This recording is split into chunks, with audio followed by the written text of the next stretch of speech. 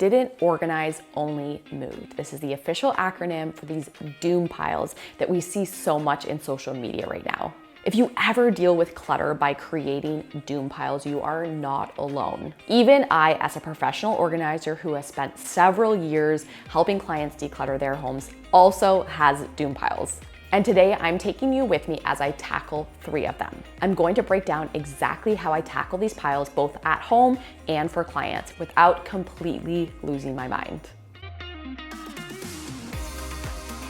2 quick caveats before we jump in. Number 1, there is a lot of discussion linking these doom piles with ADHD. And although a lot of our clients do have ADHD, I am definitely not an expert, so I won't speak to that specifically. Number 2 is that doom piles seem to get such a bad rep, but honestly, I think they have a lot of benefits and can sometimes be useful. Today, I want to remove some of that shame and stigma that often comes with these doom piles.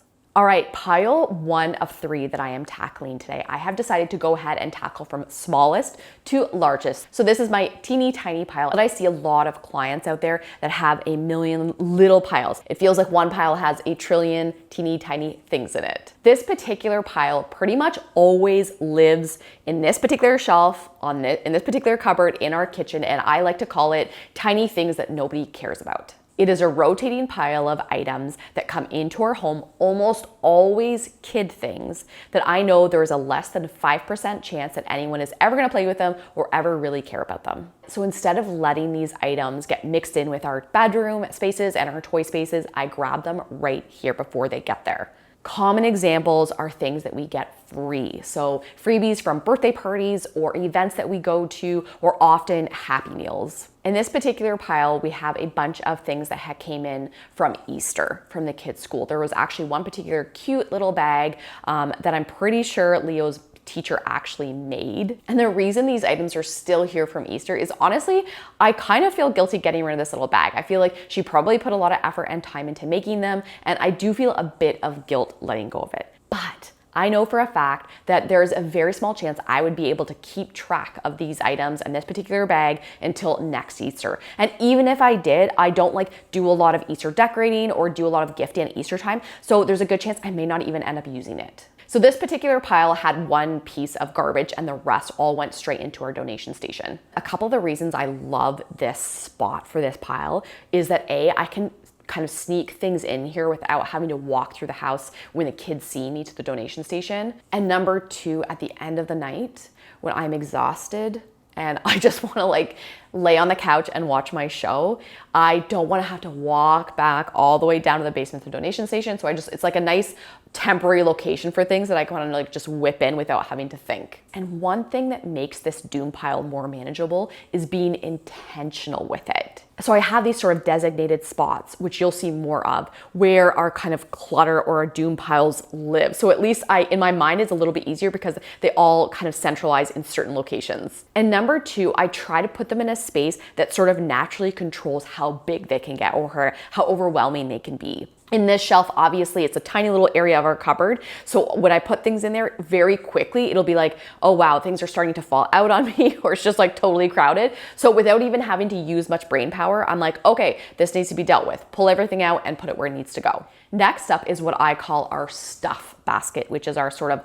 unofficial outgoing basket or a basket for to-do items. Usually this basket holds anywhere from maybe 2 to 6 items so that they're handy for me when I need them, but they also kind of get corralled to reduce the visual clutter in this shared space, which is our living kind of dining area. However, as you can see, it sometimes gets out of hand and becomes less of a stuff basket and more of a giant doom nightmare. This is a perfect example of a pile that can become so overwhelming because it has various items that have various demands. So some things just need to be rehomed to their proper spot. Some things are garbage or recycling. Some things are potentially donate. Some things need to continue to live in this stuff basket. And then some things need action taken on them. Right away, I pull everything out and do just a quick little mental sort on the table. I always like to start with items that I'm confident with and that I know exactly what I'm gonna do with them. And ideally, I like to start with these large,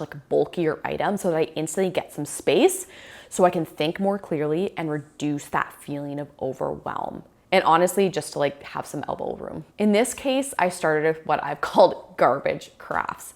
So I saw this idea on social media a few months ago where you keep items from your recycling so that your kids can basically create crafts with your garbage or recycling. However, the problem is I didn't have a designated spot for these items, so they just kept floating all around the house and driving me totally crazy. I do plan on creating that permanent spot, but for right now, I just need to sort of reset this space and reset my brain. So I knew all of these items could go into the recycling and I can start over with new items. Next up, I worked on items that just needed to be rehomed. There was an empty reusable bag that has a home underneath our kitchen sink, so I quickly put that away. There was a tennis ball, so I just put that away into our ball bin, which lives in our garage. There was some paperwork that Scott had pulled out to order new contact lenses, which I knew he didn't need anymore, so I just took that back into the basement into where our paper files live. There was an item that had been from Scott's grandpa that I know actually should live in Scott's keepsake bin, so I just tossed it in there. For some reason, I had one of those little tiny fake candles that you use at Halloween in your jack-o'-lanterns.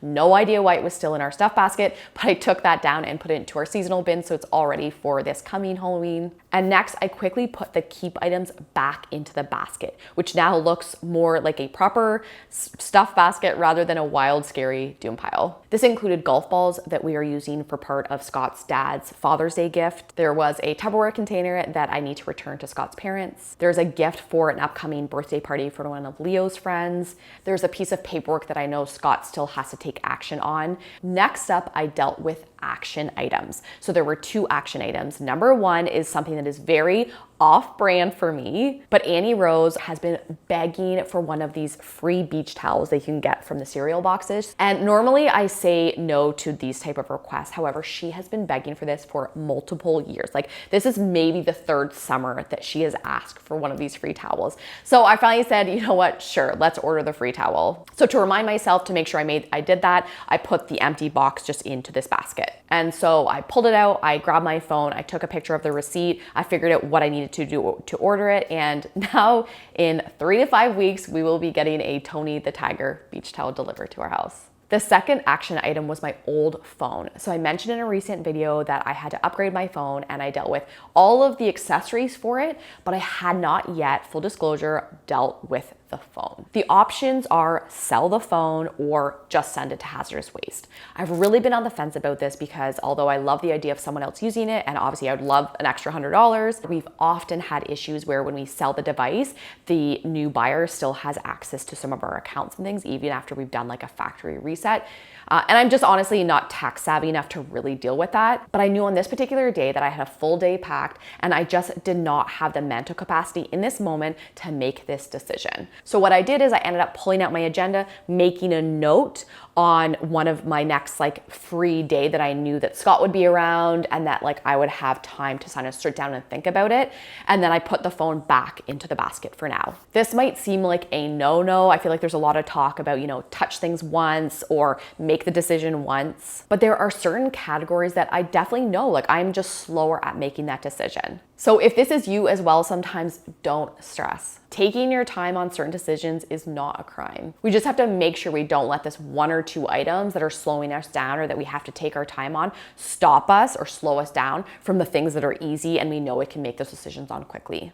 Okay, my final doom pile for today. I'm calling this my hand-me-down pile. A sweet friend of mine dropped off an entire truckload of items for the kids and specifically for our daughter.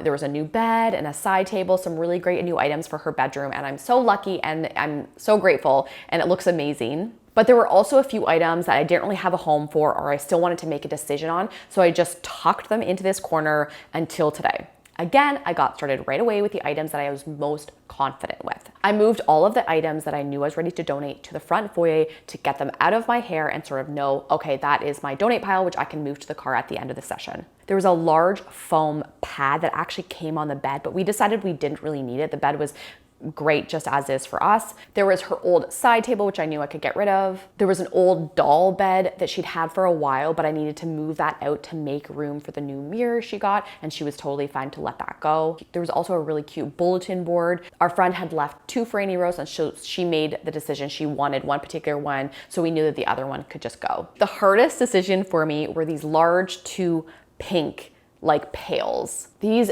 bins are so handy for bulky, large, annoying items like sports equipment or boots or whatever. They're just so handy in so many ways. And I love this color, and they were in perfect condition. But sadly, I just couldn't find a home with them, and I just couldn't justify keeping them with no real plan. So I went ahead and put them with all of my donations in my donation pile. Next, I tackled our keep items and deciding where everything should go. Another thing I knew for sure, unfortunately, was the kids were obsessed with this my giant multicolored caterpillar that we got. But I also knew there's no way I could keep it upstairs because it would drive me crazy. So I tossed that downstairs, and I will make it part of our basement setup. There was also a bag of toy little horses that the kids were both really pumped about. So I took a couple of minutes to figure out where in our current toy situation would they fit, what would make sense, all of that. So I figured out they worked perfectly with our Barbies in our Barbie bin. So I put all of them in there and then put any of their accessories in with the Barbie accessories. Lastly, there was one sort of action item. So there was a bag that was of girls' t-shirts. However, they were much too big for Annie Rose, but they were really cute. So I pulled them out again, sort of debated about them, trying to figure out what I could do with them. And I remember that I have a friend who has a daughter in 8th grade. And I'm I feel like these might be her style. So I laid them out, took a picture, sent it to the friend. She said, yep, she'll probably love them. So we put them in a bag and dropped them off the very next day. The other thing I like about these doom piles is that there's a concrete start and end. Sometimes when we're dealing with entire spaces or entire rooms, it feels like they're never ending, and that can be really discouraging. But with specific piles like this, I know, okay, I've dealt with these items, I am now done. My whole house might not be absolutely perfect, but my goal was to tackle this specific pile or these specific piles, and those are done, so I know my goal has been hit for the day. Tackling these 3 piles took under an hour and felt so good. It felt like a weight lifted to get this off of my to-do list. I ended up filling my trunk with all the donations, which I dropped off the very next day. And after I finished, I made myself a coffee and continued on with my work for the day in a home that felt lighter and more peaceful and less filled with clutter. If you take away one thing from this video, please stop feeling shame about your doom piles. They are very common and they are manageable. If you are looking for more decluttering inspiration, you can watch my most recent Declutter With Me Just In Case edition video right here. Thank you guys so much for watching, and I will see you very soon. Bye guys.